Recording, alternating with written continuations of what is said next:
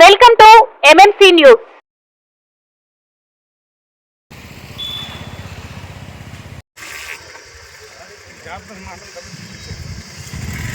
ఇంకా టైం ఉంది కదా అప్పుడు పట్టడం. మనము సెల్ ఫోన్తో డ్రైవింగ్ చేస్తాం. సెల్ ఫోన్తో డ్రైవింగ్ చేసేటప్పుడు స్పందనాలంటే ఏం కాదు, కానీ మనమే డ్రైవ్ చేసుకుంటూ మనమే ఫోన్ మాట్లాడుకుంటాం. ఈ ఫోన్ కూడా నిజంగా చెప్తున్నాను, ఎవరైనా సరే ఈ ఫోన్ మన దగ్గర ఉన్నటువంటి అడ్డాలతోనే ఒకటే నిమిషం మాట్లాడతాం. ఎవడైనా సరే, భార్య బిడ్డలు ఎవరైనా సరే, చెల్లె కానీ అక్క కానీ ఒక నిమిషం మాట్లాడి అది పెట్టే నా కోతలు పని ఉందని చెప్పేసి పెట్టేస్తారు. కానీ ఎవరైనా ఆడ మనిషి మాట్లాడుతుంటారు, అది ఫ్రెండ్ కావచ్చు, లేకపోతే లవరు, ఇంకేదన్నా కీప్ కావచ్చు, ఇంకేదన్నా సొల్లు బ్యాచ్ ఉంటారు, అది ఊక నిన్ను నాకేస్తుంటుంది. నీకు అర్థం కాదు. అది మొత్తం నాకేసి తుడిచేసిన తర్వాత మొత్తం అడక దెంగేటప్పుడు తెలుస్తుంది, ఒరే అమ్మ మొత్తం నాకేసిందే అని. అంతవరకు తెలియదు మీకు ఏంటి. కాబట్టి అది మీరు ఆలోచించరు, ఒకే స్వీట్ వాయిస్తో మాట్లాడుతుంటారు అన్నమాట. స్వీట్ వాయిస్తో మాట్లాడుకుంటా మిమ్మల్ని లైన్లో పెట్టేస్తుంది. మీ జేబులు, ఒళ్ళు, ఇల్లు అన్ని గొల్ల చేసిన దాకా మొత్తం పోయిన తర్వాత సగం రోగం వస్తుంది. ఆ రోగం వస్తుంది, డబ్బులు పోతాయి, అన్నీ అప్పుడు తెలుసు కాదు మీ అమ్మ నేను పొరపాటు చేశాను అనేటువంటి. అప్పుడు బాధపడే కంటే ఇవన్నీ అవారాలు తీసి పడదాన్ని. ఇంటి దగ్గర ఫ్యామిలీ ఉంది, మనకు కుటుంబం ఉంది, పెళ్ళాం ఉంది, అది శుభ్రంగా చూసుకొని అవి మాట్లాడుకొని మీకు సమయం ఉంటే ఈ సొల్లేసే బదులు అక్కడికి పోయి పెళ్ళాం పిల్లలతో ఒక గంట కాలక్షేపం చేస్తే మీ మనసు కూడా ప్రశాంతంగా ఉంటుంది, మీకు ఆరోగ్యంగా ఉంటుంది, అన్ని రకాలుగా సుఖంగా ఉంటారు. కాబట్టి ఈ ఫోన్ అనేది మానేసేయండి. తర్వాత ఒక ఆటోలో నలుగురినే ఎక్కిస్తారు, దాదాపుగా ఒక 20 మందిని ఎక్కిస్తారు. చూసుకోవాలి మీరందరూ కూడా. అంతంతమందిని ఎక్కించుకుంటే ఈ ఉన్న రోడ్లలో మరీ నలుగురి కంటే సరే మేము అనకూడదు, నలుగురు వేస్తే మనకి ఎట్ట గిట్టుబాటు అవుతుంది అనేది ఆలోచన వస్తుంది. కాబట్టి ఇంకొక 2 మంది ఏదో వేసుకోవాలి తప్పించి 20 మందిని ఎక్కిస్తే ఇటు తొడ మీద ఒక ఆమెను గుర్తుపెడతారు, ఇటు తొడ మీద ఒక ఆమెను గుర్తుపెడతారు డ్రైవర్. ఇది కనీసం స్టీరింగ్ తిప్పడానికి కూడా బొత్తు ఏం కనపడదు. కాబట్టి ఈ స్టీరింగ్ తిప్పుకునే ఆలోచన ఉండాలిగా మీకు.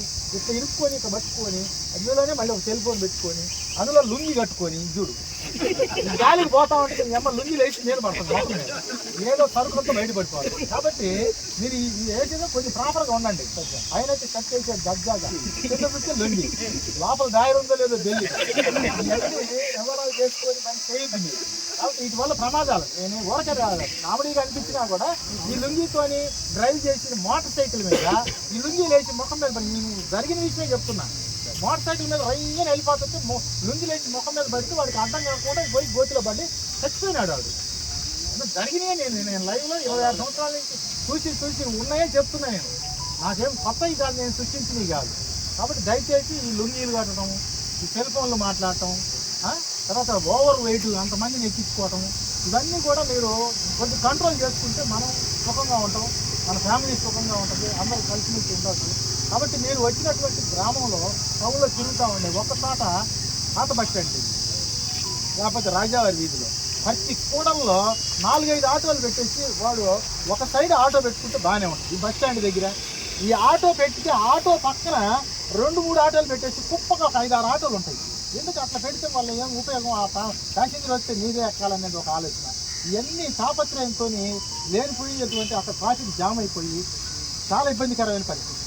మాకు ఇబ్బంది అనిపిస్తే, పబ్లిక్ అంతా కూడా ఇబ్బంది అనిపిస్తే, మాకు కూడా అసహ్యంగా అనిపిస్తుంది. పోలీస్ వ్యవస్థ ఉందా లేదా, ఇక్కడ ఏం చేస్తున్నారు పోలీసు వాళ్ళు, వెంకటగిరి పోలీసు వాళ్ళు ఏం చేస్తున్నారనే మాట వస్తుంది మాకు.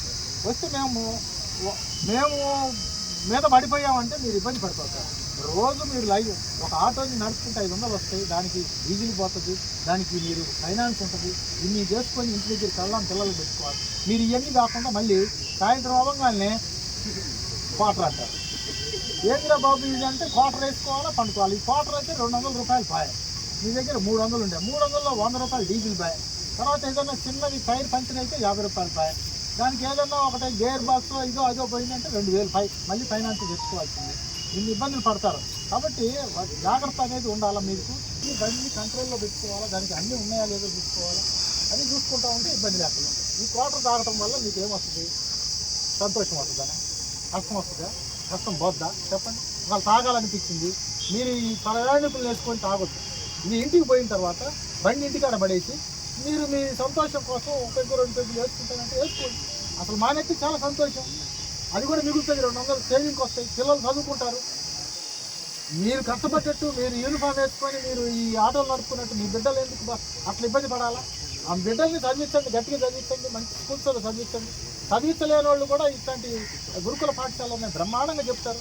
నేను గవర్నమెంట్ స్కూల్లో చదువుకున్నాను, నేనేం ప్రైవేట్ స్కూల్లో చదువుకోలే, గవర్నమెంట్ స్కూలే.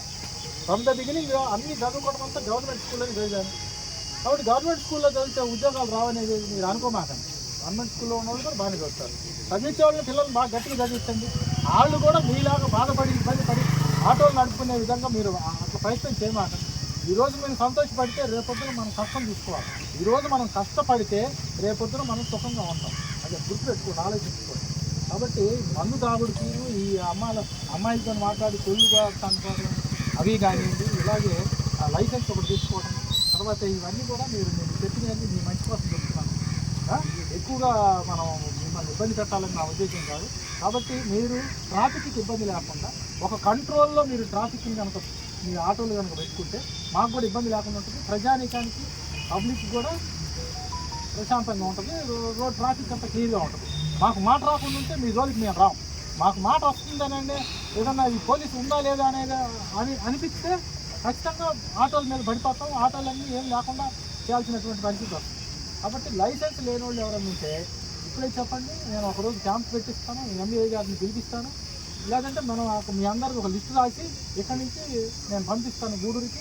వీళ్ళందరికీ లిమిటెడ్ ఛార్జెసే, గవర్నమెంట్ ఛార్జెసే తీసుకొని మీకు లైసెన్స్ ఇప్పించే విధంగా నేను ప్రయత్నం చేస్తాను. దానివల్ల చాలామంది నష్టపోతున్నారు, లైసెన్స్ లేకపోతే చాలామంది నష్టపోతున్నారు. కాబట్టి అందరూ లైసెన్స్ ఖచ్చితంగా కలిగి ఉండాలి. లైసెన్స్ లేకపోతే మీకు తెలుసా తెలీదు, జైలుకు కూడా పోతారు. మీకు తెలుసా మీకు లైసెన్స్ లేకపోతే జైలుకు కూడా పంపచ్చు మేము. కాబట్టి అన్నీ తెలిసి కూడా మీకు ఒక అవకాశం ఇస్తున్నాం. కాబట్టి అవకాశాన్ని సద్వినియోగం చేసుకోవాలా, ట్రాఫిక్కి ఇబ్బంది కలిగించుకోవాలి. అందరూ ప్రత్యేకంగా వచ్చినందుకు ప్రత్యేకంగా మీ అందరికీ ధన్యవాదాలు తెలియజేస్తున్నాం. కొన్ని అది ఏదో అనుకోమాకండి, అందులో కరెక్ట్ ఉన్నాయి, అడిగినవే ఉన్నాయి. సార్ చెప్పినట్టు లైసెన్స్ పేర్లు ఇచ్చేసి నేనే ఇప్పిస్తా, లిమిటెడ్ దాంట్లో ఇప్పిస్తా, ఛార్జీలు ఎక్కువ లేకుండా ఇప్పిస్తా. శరవణ భవ వర్క్ యూపీవీసీ మ్యానుఫ్యాక్చరింగ్ తయారీ, UPVC mosquito, UPVC Windows, UPVC partition మరియు అల్యూమినియం పార్టిషన్, అల్యూమినియం విండోస్ మరియు అల్యూమినియం మస్కిటో. మా ప్రత్యేకత స్టీల్ ఎలివేషన్ వర్క్ మరియు గ్లాస్ ఫిట్టింగ్ చేయబడును. సరసమైన ధరలోనే లభించును. Contact K Subrahmanyam Achari. Cell number 9701643110. Nellore road, Nagamandiram ఎదురుగా, వెంకటగిరి టౌన్. శరవణ భవ.